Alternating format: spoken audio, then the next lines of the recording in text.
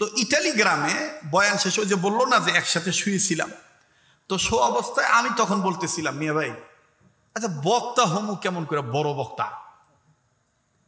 তখন এই বুদ্ধিটা আমাকে কেউ দেয় নাই, একমাত্র এই কাহালুর সন্তান আমাকে দিয়েছিল, আজকে আমি প্রকাশ করতেছি। সে আমাকে বলেছিল যে ভাই, ছোট ভাই, তোমার ওয়াজ আমি শুনলাম, শুনে আমি বুঝতে পারলাম তোমার একটা টান আছে, এটা কলজাত লাগে। তোমার একটা টান আছে, এটা কলজাত লাগে, এই টানটা তুমি ঠিক রাখবে, তাহলে তুমি যে শরীয়তপুরি এটা বাংলাদেশের মানুষ আলাদাভাবে তোমাকে চিনবে। এখন আপনারা বলেন তো দেখি, বুদ্ধিটা কাজে লাগছে কি লাগে নাই? অবশ্যই লেগেছে। বলেন লাগছে কি লাগে নাই? এই জন্যই মুরব্বীরা বলে সোরার বুদ্ধি গলাত আর বুড়ার বুদ্ধি তলাত। সোরার বুদ্ধি কুড়িবা গলাত আর বুড়ার বুদ্ধি তলাত। মুরব্বীদের একটা অভিজ্ঞতা আলাদা, ঠিক না? মাশাআল্লাহ, আমাদের মুফতি মাওলানা বজলুল হোসেন সাহেব, উনি তো একাধিকবার মরহুম মাওলানা দেলোয়ার হোসেন সাইদি রহমতুল্লাহ আলাইহির এক প্যান্ডেলে বয়ান করছেন। আর আমার জীবদ্দশা আমি দুইবার করছি, একবার হলো বিরামপুর ডিগ্রি কলেজ মাঠ দিনাজপুর, আর একবার হলো দিনাজপুরের আর একটা থানা হাকিমপুর হিলি বর্ডারের কাছাকাছি। এই দুইটা জায়গায় আমি বয়ান করেছিলাম। সেদিন আমি যে ঘরের হই, আমার পোশাক যেটাই হোক, আমার টুপি যেটাই হোক, সেদিন ওই কোরআনের পাখিটি আমাকে বলেছিল পিঠে থাবড়া দিয়ে যে আগামী প্রজন্মের তোমরা এই তরুণ আলেমরা বাংলার মুসলমানদের জন্য বাঘের ভূমিকা হয়ে কাজ করবে। সেই দোয়াটা কি বিফলে গেছে? বলেন দোয়াটা বিফলে গেছে? আপনাদের পায়ে হাত দিয়ে বলবো দলাদলি করবেন না। কার টুপি কেমন, কার জুব্বা কেমন, এগুলো দেখবেন না। কাঁধে কাঁধ মিলিয়ে অনৈক্য দূর করে ঐক্যের প্ল্যাটফর্মে আসেন। খোদার কসম, রামবাম চ্যাটার্জি মুখার্জির দুঃসাহস হবে না, কোন সাহস হবে না আমাদের উলামায়ে কেরামদের দিকে আঙ্গুল উঁচু করে কথা বলা। এখনো যারা কাদা সুরাসুরি করবে, এখনো যারা ডিভাইডেড করবে, বুঝে নেবেন এরাই মির্জাফর। বিগত বছরগুলোতে যারা এক হইতে দেয় নাই, এরাই এখন সুকৌশলে আমাদের ঐক্যবদ্ধ প্ল্যাটফর্ম পছন্দ করে না। কষ্ট হচ্ছে নাকি আপনাদের? হযরত আবু যর গিফারি রাদিয়াল্লাহু তাআলা আনহু বলতেছেন, হযরত আপনার এই বুদ্ধিমত্তার পরিচয় আমাকে বলে দিয়েছে, আপনি শুধু আসাদুল্লাহিল গালিব না, আপনি একজন আলেম, আপনি একজন জ্ঞানী মানুষ। মুসলমান ভাইরা আমার বন্ধু, ইতিমধ্যেই আবু জাহেল আবার মাইক বের করে দিয়েছে, ভাইয়া চলে যাস না রে ভাই, দুই একজন ওঠাউঠি করতেছ দেখতেছি সবাই, না আপনারা আবার মন খারাপ করেন না। আমি জোর করে বলবো, পায়ে হাত দিয়ে বলবো বসে থাকো। এই পাগলের সাথে দোয়া কইরা যাইও, এই পাগলের সাথে দোয়া করলে তুমি ঠকবা না, এই চেহারাটার দিকে তাকাইলে তুমি ঠকবা না। মুসলমান ভাইরা আমার বন্ধু, আল্লাহর কসম করে বলি, এবারও যখন হজের মৌসুমে আরাফাত ময়দানের সাথী হয়ে গিয়েছিলাম, হাজিদের সাথী হয়েছি, এরপরে আবার যখন হজের পরে আবার যখন লম্বা প্রায় 1.5 মাসের সফর ছিল আরব আমিরাতে, ওই সময় বাজান আবার উমরার সুযোগ হয়েছি। আল্লাহর কসম করে বলি বাজান, কাবা ধরার সুযোগ আল্লাহ করে দিয়েছেন। এক কর্নারে যাইয়া কাবা ধরে আপনাদের জন্য চোখের পানি ছেড়ে কেঁদেছি। আর আল্লাহকে বলেছি, আল্লাহ দেশ বিদেশে গ্রামগঞ্জে শহর বন্দরে ছোট বড় মাহফিলে মসজিদ মাদ্রাসাতে যেখানে যে ময়দানে তোমার এই গোলামের নাম শুনে তোমার বান্দা বান্দিরা হাজির হবে, ও আল্লাহ তোমার এই গোলামের চেহারার দিকে যারা তাকাবি, তারা যখন মাহফিল শেষে আমার সাথে দোয়ায় হাত তুলবে, আল্লাহ তোমার ভান্ডারে কোনো কিছুর অভাব নাই। মাবুদ, আমি কাবা ধরা লোকটা তোমার দরবারে বলতেছি, আমার ওই ভাই বাবা ধনী গরিব যারাই আসবে ছোট বড়, প্রত্যেকের মনের আশা নেক আশা তুমি পূরণ করে দিও। কাছেই বাজান আমার দিল বলে আজকের দোয়া আল্লাহ ফিরে দিবি না, আজকের দোয়া আল্লাহ কবুল করবেন। মালিকের ভান্ডারে কোনো কিছুর অভাব নাই। আবু যর গিফারি ডাক দিয়ে বললেন, আলী পাথর হাতে নিয়ে সামনে চলো, জলদি করে রওনা দেই চলি। আরে আলী চলো চলো সামনে যাও। কোন দিকে মুহাম্মদ নবীর বাড়ি? তুমি শুধু পাথর মাইর আমারে দেখায় দিবা। হযরত আলী রাদিয়াল্লাহু তাআলা এবার সামনে সামনে যায়, আগে আগে যায়। আর আবু যর গিফারি রাদিয়াল্লাহু তাআলা পিছে পিছে হযরত আলীকে ফলো করতেছেন। এবার যখন বাজান হযরত আলী সামন দিকে চলে গেলেন, সামন দিকে যাইয়া ডাইন বাম দিকে নজর দিয়া এবার হযরত আলী আস্তে করে ডাইন দিকে যখন পাথর ছুঁড়ে মারলেন, হযরত আবু যর গিফারি পিছন থেকে বুঝে নিলেন এই দিকে মুহাম্মদ নবীর বাড়ি হবে। ওই দিক দিয়া মাইকিং করতেছে আবু জাহেলের পক্ষ থেকে, মুহাম্মদের চেহারা কেউ দেখবা না, মুহাম্মদ একটা বাজে লোক, মুহাম্মদের চেহারা দেখবা না, মুহাম্মদ একটা পাগল লোক, মুহাম্মদের কাছে কেউ যাইবা না। এদিক দিয়ে আবু যর গিফারি যখন হযরত আলীর পাথর মারা দেখলেন, আমার বন্ধুগণ দিক নির্ণয় করে উনি বুঝে ফেললেন এই দিকে মুহাম্মদ নবীর বাড়ি। হযরত আলী চলে গেলেন। এবার আবু যর গিফারি চলে গেলেন গলির ভিতরে তাড়াতাড়ি, একেবারেই যাইয়া খুঁজে পাইলেন মুহাম্মদ নবীর বাড়ি।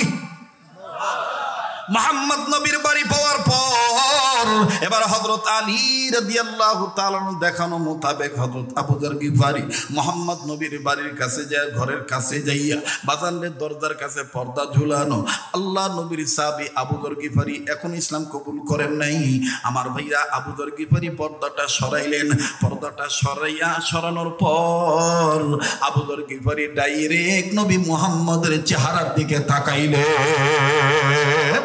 আবু যর গিফারি মুহাম্মদ নবীর চেহারা দেখে চিৎকার দিয়ে বলে, কে বলেছে নবী মুহাম্মদের চেহারা ভালো না? কে বলেছে মুহাম্মদ নবী সন্ত্রাসী? কে বলেছে মুহাম্মদ নবী পাগল? আরে মক্কাবাসী, মুহাম্মদ নবীর চেহারা এত সুন্দর, এই সুন্দর চেহারার মানুষটা কোনদিন পাগল হতে পারে না। তোরা আমায় বাধা দিয়ে রাখতে পারলি না। আবু যর গিফারি রাদিয়াল্লাহু তাআলা আনহু মুহাম্মদ নবীকে ধরে ধরলেন। মুহাম্মদ নবী ডাক দিয়ে বলতেছেন, আবু যর গিফারি তুমি কেন নিজে ইচ্ছায় তোমার কপালে তুমি দুঃখ টেনে আনতেছো? এইটা যদি আবু জাহেল ওদ্দা সাহিবা জানতে পারে, তোমার উপরে স্টিম নির্যাতনের স্টিম রুলার চালু হবে। অনুরোধ করবো বাজান কেউ কারো দিকে তাকাইবেন না। দেখেন তো দেখি হাকিকতান এক ফোঁটা চোখের পানি আপনি ফালাইতে পারেন কিনা নবীর মহব্বতে। কান্না না আসলেও কান্নার ভান ধরবেন, কান্নার অভিনয় করলো আমার আল্লাহ মাফ করে দিবেন বাজান।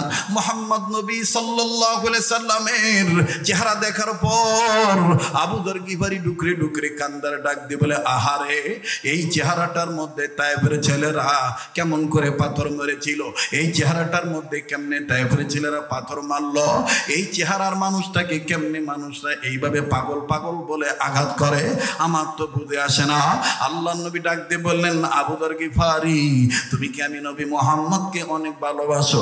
আবু যর গিফারি তাৎক্ষণিকভাবে ডাক দিয়ে বলে ফেললাম, এতদিন এরকম ভালোবাসি নাই, আজকে দেখার পর বলে দিতেছি আমার কাছে আমার মায়ের চাইতে বাবার চাইতে এমনকি দুনিয়ার সব চাইতে আপনি নবী সব চাইতে মূল্যবান।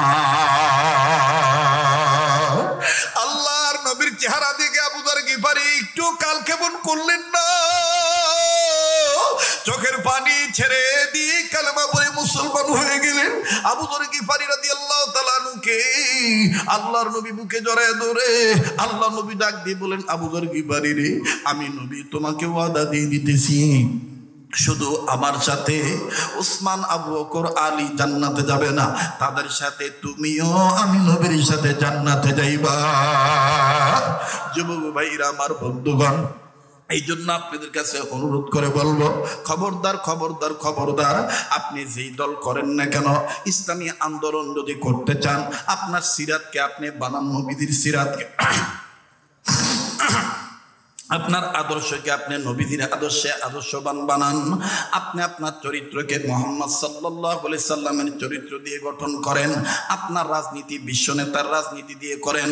আমাদের বড় ভাই মাওলানা মুফতি ফজলুর রশিদ সাহেব, উনি আমাকে আপনাকে যে মেসেজটা দিয়ে গেলেন, ওনার কথার সাথে আমি মিল করি, কিন্তু কথাটা অ্যাড করে আপনাদের কাছে দাওয়াতটা পৌঁছে দিচ্ছি। আরে ভাই, আরে বাবাজি, নবী মুহাম্মদ সাল্লাল্লাহু আলাইহি সাল্লামকে আপনি আদর্শ নেতা মানেন, আমার নেতা তোমার নেতা বিশ্বনবী মুস্তাফা। এই কথাটা মনে প্রাণে তুমি আমি বিশ্বাস করে সামনের দিকে যদি আগাইতে পারি, খোদার কসম আমাদের পরিবারে অশান্তি আসবে না, আমাদের সমাজে অশান্তি আসবে না, আমাদের কোনো ধরনের কেউ বাধা দিয়ে আটকায় রাখতে পারবে না। ইনশাআল্লাহ ইসলামের জয় হবেই হবে। কথা বলেন ঠিক কিনা? কাজেই বাদান রক্ত লাগলে রক্ত দেব, সময় লাগলে সময় দেব, অর্থ লাগলে অর্থ দেব। আমি দেখতে চাই এখন কে কতটুকু আনতে পারেন। ওরে আমার যুবক ভাইরা, এতক্ষণ সাহাবায়ে কেরামদের বয়ান শুনেছেন, এখন আমি আপনাদের কাছে বলতে চাই, এইখানে ইমাম শাফির অনুসারী থাকতে পারেন, এই জায়গায় ইমাম আহমদ ইবনে হাম্বলের অনুসারী থাকতে পারেন। কান লাগান, দিলের কান লাগান বাদান। অল্প সময়ের মধ্যে আমি কথা ফিনিশিং দিয়ে দোয়া করে বিদায় হয়ে যাব। এই জায়গায় বাদান ইমাম মালিক রহমাতুল্লাহ অনুসারী হইতে পারেন, এই জায়গায় আমি আপনি কেউ ইমাম আজম আবু হানিফা রহমাতুল্লাহ অনুসারী হতে পারি। যারা মাযহাব মানি আমার বন্ধুগণ, পৃথিবীতে আসলেই তো মাযহাব হলো চারটা। কথা বলেন কয়টা? এই চার মাযহাবের চার ইমাম সাহাবায়ে কেরামদের পর পর বাবাজি তাবিঈনগণ, এরপরে আইম্মায়ে মুজতাহিদগণ, তারা নবী মুহাম্মদ সাল্লাল্লাহু আলাইহি সাল্লামের আদর্শকে নকল করেছিলেন। আজকে আমার পোশাকের মধ্যে নবীর আদর্শ নাই, আজকে আমার খানার মধ্যে নবীর সুন্নত নাই, আজকে আমার চেহারার মধ্যে নবীজির নূর নাই, আজকে আমার কথাবার্তার মধ্যে নবীজির সিরাত নাই। আরে বাবাজি, লম্বা করব না, অতি সংক্ষেপ একটা ঘটনা শুনেই। হযরতে ইমাম শাফি রহমাতুল্লাহ আলাইহি, প্লিজ অনুরোধ করব সামনে দিয়ে কেউ হাঁটবেন না। আমার বন্ধুগণ, আমার ভাইরা খুব খেয়াল করবেন বাজান, অনুরোধ করে বলতেছি, কেউ ডাইনে থেকে কাউকে বামে আসতে দিবেন না, আমার নজরের সামনে যেন না পড়ে। আর বাম থেকে কেউ ডাইন দিকে আসতে দিবেন না, একটু খেয়াল করবেন বাবা, ওলি আল্লাহ হয়ে যাবেন। একটু তাকান, আমার দিক তাকান, দিলের কান লাগায় কথাগুলো শোনেন। ইমাম শাফি রহমাতুল্লাহি আলাইহি, আমার বন্ধুগণ, রাত্রিবেলায় ঘুমের ঘরে তিনি ঘুমাইছেন। এবার যখন ঘুমের ঘরে ঘুমাইছেন, তিনি স্বপ্নে দেখতেছেন নবী মুহাম্মদ সাল্লাল্লাহু আলাইহি সাল্লাম হাজির হয়ে গেছে। ইমাম শাফি রহমাতুল্লাহি আলাইহি নবী মুহাম্মদকে ডাক দিয়ে বলতেছেন, আসসালাতু ওয়াসসালামু আলাইকা ইয়া রাসূলুল্লাহ, আসসালাতু ওয়াসসালামু আলাইকা ইয়া হাবিবাল্লাহ। এখন প্রশ্ন করতে পারেন, মাওলানা আমি আপনি কি নবীকে স্বপ্ন দেখতে পারি? হ্যাঁ পারবো। শুনে নেন, কি আমল করলে পারবেন? শুধু নবীজির আন্দোলন করলেই হবে না, ওটা তো আপনি শারীরিক, আপনি মেহনত করবেন, কিন্তু জবানি একটা মহব্বত করবেন। সেই জবানি মহব্বত হলো চলতে ফিরতে উঠতে বসতে সব সময় নবীজির দুরূদ শরীফ পাঠ করবেন। বড় দুরূদ যদি না পড়তে পারেন, কমাস কম সাল্লাল্লাহু আলাইহি ওয়াসাল্লাম বলবেন। বলেন না সাল্লাল্লাহু আলাইহি ওয়াসাল্লাম, সাল্লাল্লাহু আলাইহি ওয়াসাল্লাম, সাল্লাল্লাহু আলাইহি ওয়াসাল্লাম। মুহতারাম হাজিরিন, ইমাম শাফি রাহমাতুল্লাহ আলাইহির জীবনীতে পাওয়া যায়, আল্লাহর ওলি প্রতিদিন ঘুমানোর সময় কমপক্ষে 1000 বার দুরূদ শরীফ পাঠ করে ঘুমাইতেন। সেই ইমাম শাফি রাহমাতুল্লাহি আলাইহি দুরূদের আমলের বরকতে, সুন্নতের পুরাপুরি ইত্তেবা করার কারণে নবী মুহাম্মদকে যখন স্বপ্ন দেখলেন, এবার আল্লাহর নবী সালামের জবাব দেওয়ার পরে বলে, ইমাম শাফি রে, আমি এমনি তোমার ঘরে আসি নাই, আমি তোমার কাছে আসছি বর্তমান জামানায় জালিম যে জুলুম করতেছে, মাজলুম আমার একজন ওয়ারিস, আমাদের প্রতি নবীদের ওয়ারিস, আমাদের প্রত্যেকটা নবীদের ওয়ারিস, ওয়ারাসাতুল আম্বিয়া ইমাম আহমদ ইবনে হাম্বলকে কারাগারের মধ্যে যেইভাবে আটকায় রাখছে, আমি তোমাকে বলে দিচ্ছি ইমাম শাফি, আমার পক্ষ থেকে ইমাম আহমদ ইবনে হাম্বলের কাছে খবরটা পৌঁছে দিও। ইমাম আহমদ ইবনে হাম্বল যেন মন না ভাঙ্গে, তাকে জানায় দিও তিনি হকের উপর অটল আছে। আল্লাহু আকবার বলে। ইমাম শাফি রহমাতুল্লাহি আলাইহি আর ওই রাত্রে ঘুমাইতে পারলেন না। আল্লাহু আকবার। উনি দ্রুত গতিতে উঠিয়া বাজানো আবার নতুন করে ওযু বানাইয়া উনি তাহাজ্জুদের আমল শেষ করার পর ফজর নামাজ পড়ার পরে ওনার নিকটবর্তী একজন খাদেমকে বললেন, আমার পক্ষ থেকে ইমাম আহমদ ইবনে হাম্বলের কাছে যাইয়া জেলখানায় যাইয়া খবরটা পৌঁছে দিয়ে আসো। খুব খেয়াল করবেন, ইমাম আহমদ ইবনে হাম্বলের কাছে যে খবরটা পৌঁছে দেওয়ার জন্য একজন খাদেম গেছে। বাবা বাজান মনে রাখবেন, শেষ ভালো যায় সব ভালো তার। বলছেন নবী সরওয়ার, এখন আপনি যে হয়তোবা ঘুমাইবেন, কিন্তু মনে রাখবেন কার দোয়া কখন কবুল হবে এটা আল্লাহ পাক ভালো জানে, আমার আল্লাহ ছাড়া আর কেউ জানে না। এরে বাবাজি, কাহালুর বাইরা, বগুড়ার বাবারা, আপনারা প্রত্যন্ত অঞ্চলের মানুষ, ও বীরকেদার ইউনিয়নের বাপ ভাইরা, আপনারা তো জানেন ফসল কাটার পরে যদি আমি ঘরে না নিতে পারি, এর চাইতে বড় বেদনা আর কিছুই হতে পারে না। কথা বলেন ঠিক না ঠিক? সন্ধ্যার পর থেকে গভীর রজনী পর্যন্ত বসে থাকলেন আর আমি মুসাফিরের সাথে দোয়া করে গেলেন না, দোয়াটা কবুল করাইতে পারলেন না। এর চাইতে পোড়া কপাইল্লা হতবাগা আমি আর আপনি ছাড়া কেউ হতে পারি না। একটু নিজের বুঝান, মন কেন করো ছুটাছুটি? আমি তো আল্লাহকে পাওয়ার জন্য আসি, আমি তো নবীর আদর্শ বোঝার জন্য আসি। আর বাবাজি,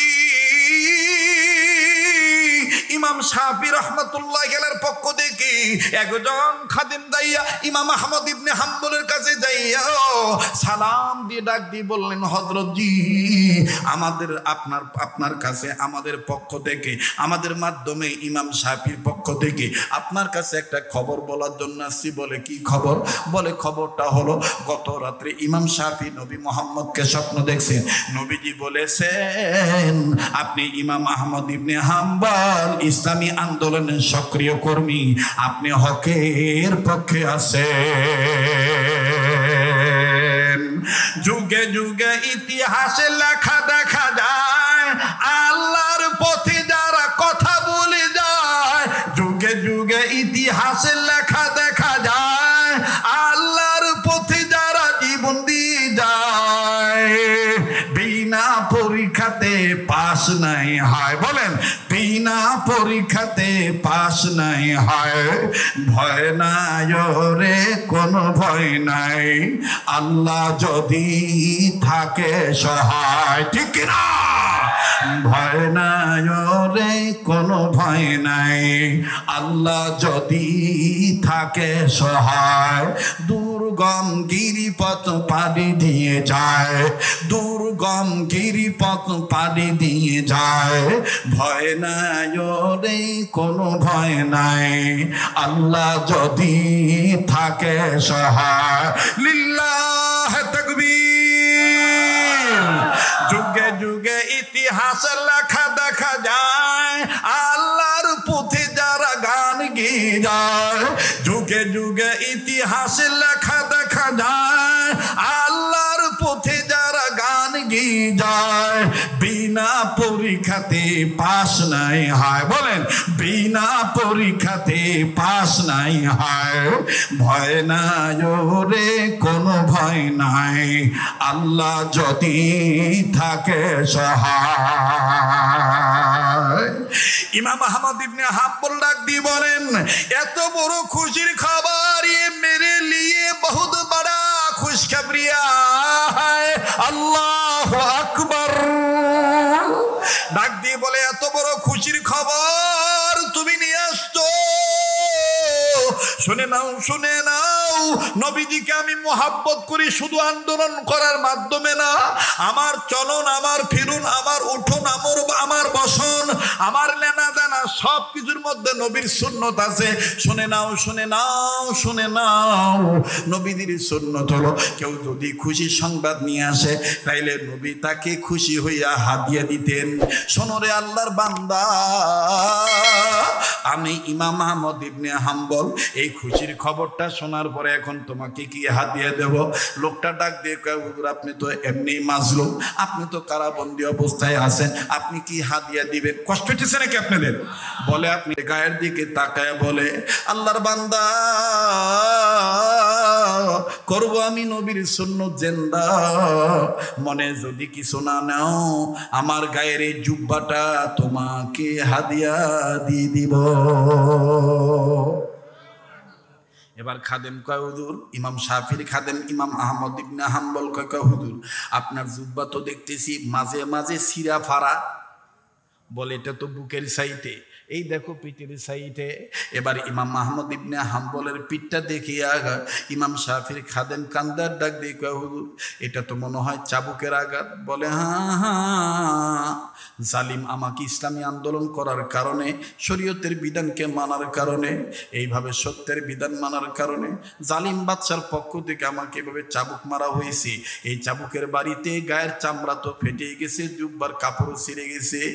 এই ছিঁড়া জুব্বাটা আমি তোমায় দিব, তবে শুনে নাও এতদিন বাদশার মার চাবুকের আঘাত অনেকটা সহ্য করতো আমার জুব্বার কাপড়, কিন্তু এই জুব্বাটা দেওয়ার পর এখন সরাসরি আমার পিঠের মধ্যে লাগবে, আমার চামড়া ফেটে যাবে। যাক আমার চামড়া ফেটে যাক, কিন্তু আমি আমার নবীজির সুন্নতকে বাদ দেব না। এই কথা বলে ইমাম আহমদ ইবনে হাম্বল নিজের গায়ের জুব্বাটা খুলে দিয়ে দিলেন। আরে ভাইয়া, ইমাম শাফি রাহমাতুল্লাহর কাছে দিয়ে খাদেম গেছে, খাদেম দিয়ে কেবলমাত্র দাঁড়াইছে, ইমাম শাফি ডাক দিয়ে বলতেছে খুশির খবর বলছো, ভালো কথা, কি হাদিয়া দিছে? সুবহানাল্লাহ কোন? বলে তোমাকে কি কোনো কিছু হাদিয়া দেয় নাই? ওনার গায়ের জুব্বাটা কি তোমাকে দেয় নাই? এবার ইমাম শাফিকে খাদেম ডাক দিয়ে বলে হুজুর আপনি কেমনে জানলেন আমাকে জুব্বা দিয়েছে? বলে এক আল্লাহর ওলির সাথে আর এক আল্লাহর ওলির কানেকশন আল্লাহর মাধ্যমে আছে। আল্লাহু আকবার বলে। ডাক দিয়ে বলে হ্যাঁ হ্যাঁ জুব্বা আমাকে দিয়েছে। বলে কই জুব্বাটা আমাকে দাও, কিছু সময়ের জন্য আমি ইমাম শাফিকে জুব্বাটা দাও, আমি এরপরে তোমাকে দিয়ে দেব। দেখেন ভাইরা আমার, ইমামদের মধ্যে আইম্মায়ে মুস্তাহিদগণদের মধ্যে নবীদের সুন্নতের ইত্তেবা কেমন ছিল, নবীদের আদর্শকে তারা কেমনে নকল করছে। এবার ইমাম শাফি জুব্বাটা নিলেন, জুব্বাটা নিয়া আমার বন্ধুগণ একটা বালতিতে অথবা কোনো এক পাত্রে পানি নিয়ে জুব্বাটা ভিজাইলেন। জুব্বাটা ভিজাইয়া জুব্বার ভিজানো পানি ইমাম শাফি রহমতুল্লাহ আলাইহি একটা বোতল ভরে রাখলেন, বোতল জাত করলেন। খাদেম জুব্বাটা পাওয়ার পর কয় হুজুর দিলাম শুকনা জুব্বা, দিলেন ভিজা জুব্বা, বুঝলাম না আর আপনি কেন জুব্বাটা ভিজাই দিলেন? ইমাম শাফি ডাক দিয়ে বলতেছেন আল্লাহর বান্দা ইমাম আহমদ ইবনে হাম্বল আশিক রাসূল সুন্নাতুল উম্মত, আমি ইমাম আহমদ ইবনে হাম্বলের জুব্বাটা ভিজানো পানিটা বোতলে রেখে দিলাম। আমি মৃত্যুর আগে আমার পারিবারিক সদস্যদের কাছে বলে যাব আমার মরার উপর আমার শেষ গোসলটা যেন নবীর আশিক রাসূল সুন্নাতুল মর্দে মুজাহিদ ইমাম আহমদ ইবনে হাম্বলের জুব্বা ভিজানো পানি দ্বারা করানো হয়। আমার দিলের বিশ্বাস এই আশিক রাসূলের জুব্বার পানির দ্বারা আমি গোসল করলে আল্লাহ পাক আমাকে মাফ করে দিতে পারে।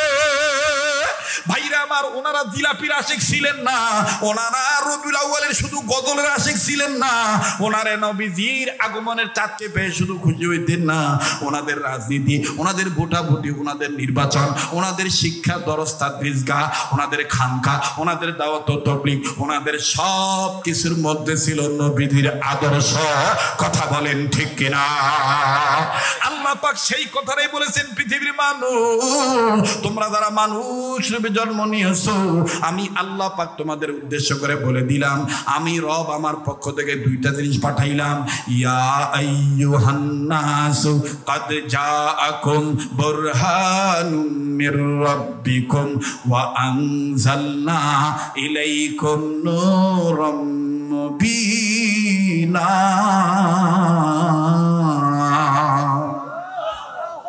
বাস, কেউ উঠাউঠি করবেন না, মাশাআল্লাহ। শোনেন, এই যে মিডিয়ার বাইরে এখন এদের একটা বিষয় আমার খুব খারাপ লাগে, এটা দোয়ার আগে এরা দেখবেন এই জাল মাছ, আপনাদের এলাকায় চিংড়ি মাছের কি কয়? জাল মাছ কয় না? ইসার মাছের ঠ্যাং এতক্ষণ খাড়া হয়েছিল, এখন সব ভালো ঠ্যাংগুলো ভেঙে ফেলবে। দোয়ার আগে কটাস কটাস কটাস কটাস করে সব ভাঙে, ঠিক না? এই জন্য বলবো ভাই, যদি গোছানো লাগে, মাশাআল্লাহ, আল্লাহ তুমি কবুল করো দানের খবর। 4550 না, এই নাও, আল্লাহ আপনি কবুল করেন। এই আর 100 টাকা হইলে মুসলমান ভাইরা আমার বন্ধুগণ, রব্বে কাবা আপনি কবুল করেন, জানে মালে বরকত দিয়ে দেন। ইয়া আল্লাহ আপনি দানের খবর মদিনায় পৌঁছে দেন, জানে মালে বরকত দিয়ে দেন। মা বোনদের কাছে কি আবার লোক পাঠাইতে হবে?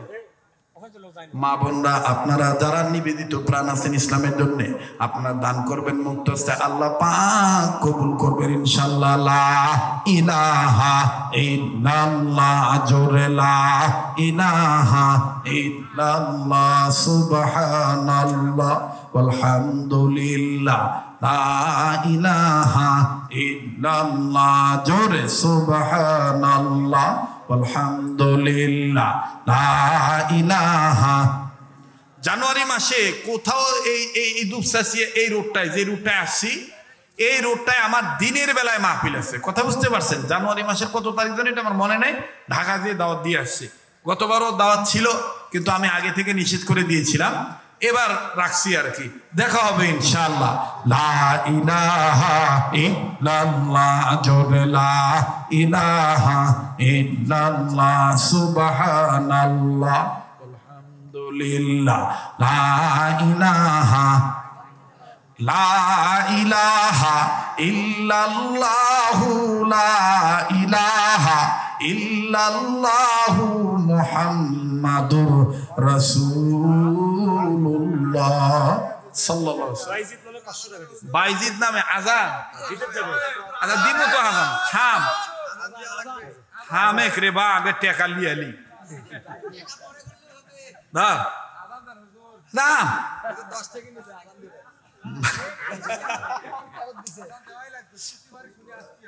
আচ্ছা, মানে সবাই আজান শোনার আবদার ভাই। এখন কি আর আমি আগের মতন এরকম আজান দিতে পারি বলেন? আজান কি আপনারাও শুনবেন? হ্যাঁ, সর্বনাশ। কয় টাকা হয়েছে? তাড়াতাড়ি করো জি। মোহতারাম হাজিরিন, তাইলে বলেন আল্লাহ পাক সব জোড়া জোড়া পাঠাইছেন। আল্লাহ পাক বললেন, আমি আল্লাহ আমার নবী, যারা আমাকে পেতে চাও তারা নবীকে মেনে নাও। সুবহানাল্লাহ বলে।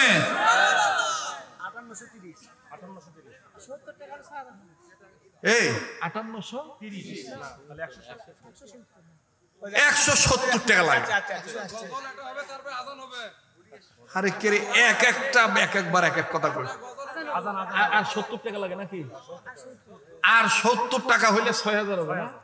হ্যাঁ, একটা ভাই 20 টাকা দেন তো, আর একটা ভাই 50 টাকা দেন। বাহ বাহ বাহ। ওরে দেখলে ছবি পাগল হবি, দেখলে ছবি পাগল হবি, পারবি না উম্মত সইতে পারবি না। তোর আমার আপন যিনি ঘুমায়াছেন মদিনা, তোর আমার আপন যিনি। বাপরে 70 টাকার জোর রে। 6000 হয়েছে না? খালি হোক হুজুর হোক না, সে ঝাঁকি। বাপরে দেখ, যাই হোক, আল্লাহ কবুল করে। শোনেন, আমার এটা দায়িত্ব ছিল না, তারপর আপনাদের অবস্থা বুঝে একটু ব্যবস্থা নেওয়ার একটা পরামর্শ আসছে সভাপতি সাহেবের পক্ষ থেকে।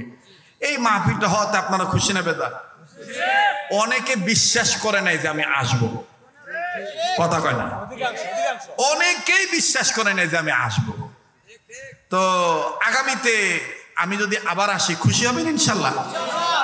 জান, আমি ওয়াদা দিলাম, আমার স্নেহের মাওলানা HM মেহেদি হাসান সিদ্দিকী যদি যোগাযোগ ঠিক রাখে, আল্লাহ যদি আমাকে বাঁচায় রাখে, আগামীতে আমি আবার আসবো। তবে আমার অনুরোধ থাকবে, আবার আগামীতে আমার শ্রদ্ধেয় বড় ভাই মাওলানা মুফতি বজলুর রশিদ মিয়া ভাইকেও রাখা চাই। কথা বলেন ঠিক কিনা?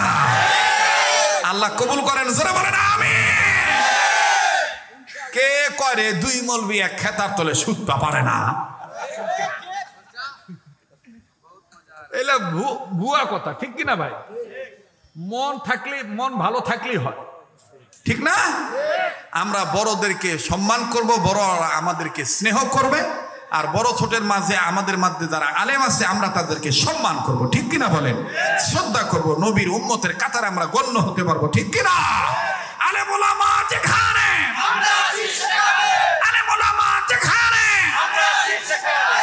শোনেন, সম্ভাবনাময় একটা মেসেজ দিয়ে যাচ্ছি, প্রস্তুত থাকবেন। বিগত সময়ে মাহফিলগুলো বাধা দিত লিস্ট করা ফ্যাসিস্টদের, চেসিসরা, ফ্যাসিস্ট আর চেসিস। চেসিস হলো গাড়ির বডি, কথা কয় না, ওরা তো হলো ইন্ডিয়ান বডি। ফ্যাসিস্টের দালাল যারা, তারা তো ইন্ডিয়ান মার্কা, কথা কয় না। ওরা বাধা দিত আগামীতে হয়তোবা স্বার্থে আঘাত আসার কারণে গোপন ভাবে বাধা দেওয়ার চেষ্টা চালাবে। নিজ নিজ অবস্থান করে সকল প্রকার বাতিলদের মোকাবেলা করতেই হবে, কথা বলেন ঠিক কিনা? আল্লাহ কবুল করেন, জোরে কোন আমিন। আবার জোরে কোন আমিন।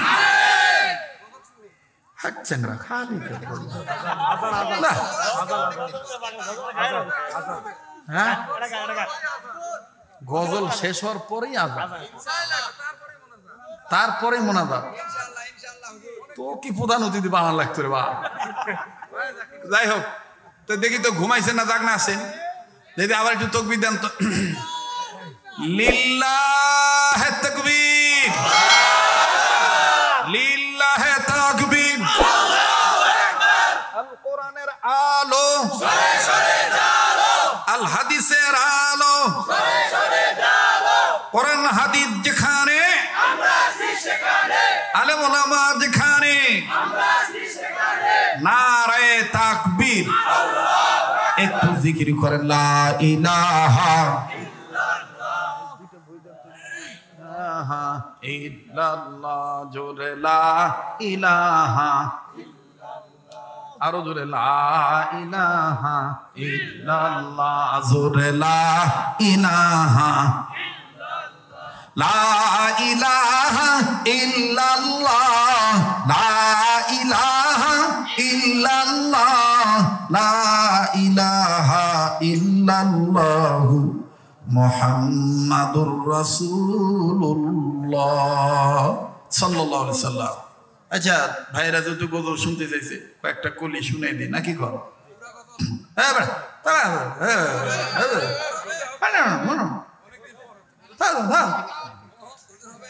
দিন দুনিয়ার মালিক তুমি রব্বুল আলামিন, মানবতার কল্যাণেতে হাদিয়া দিলেন রাহমাতুল লিল আলামিন, রাহমাতুল লিল আলামিন, রাহমাতুল লিল আলামিন। মারহাবা কোন? দিন দুনিয়ার মালিক তুমি রব্বুল আলামিন, মানবতার কল্যাণেতে হাদিয়া দিলেন রাহমাতুল লিল আলামিন, রাহমাতুল লিল আলামিন, রাহমাতুল লিল আলামিন, রাহমাতুল লিল আলামিন। যেই আয়াতগুলো পড়ছি ওয়াজে, সব আয়াতের অর্থের সাথে আমার এই সঙ্গীতটা মিল পাবে। ওই কারোটা শুনে করছি না বা, কথা কয় না। দিন দুনিয়ার মালিক তুমি রব্বুল আলামিন, মানবতার কল্যাণেতে হাদিয়া দিলেন রাহমাতুল লিল আলামিন, রাহমাতুল লিল আলামিন, রাহমাতুল লিল আলামিন। মানুষ যেন গোমরা না হয় মালিক,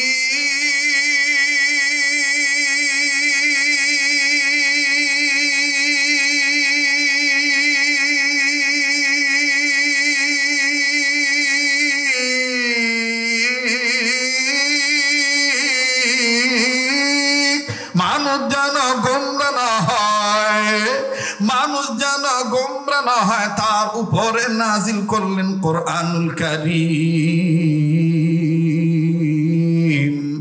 দিন দুনিয়ার মালিক তুমি রব্বুল আলামিন, বলেন দিন দুনিয়ার মালিক তুমি, আবার দিন দুনিয়ার মালিক তুমি। হাঁস বলো, মুরগি বলো, কাক বলো, বক বলো, আরো বলো চিল, মানুষেরও সাথে নেই কোনো পশুর মিল। হাঁস বলো, মুরগি বলো, বক বলো, কাক বলো, আরো বলো চিল, মানুষেরও সাথে নেই কোনো পশুর মিল। রব তোমাকে মানবে যারা আল্লাহ,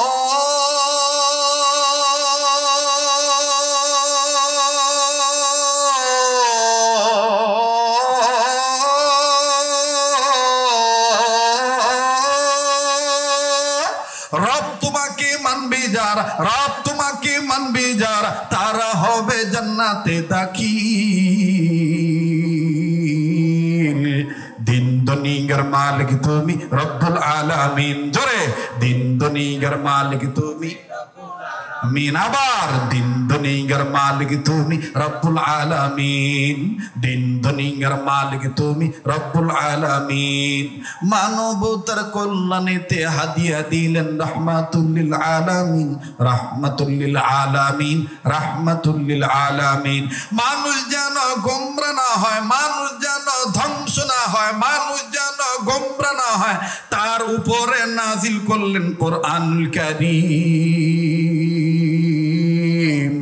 দিন দুনিয়ার মালিক তুমি রব্বুল আলামিন, দিন দুনিয়ার মালিক তুমি রব্বুল আলামিন। মাশাআল্লাহ, মারহাবা।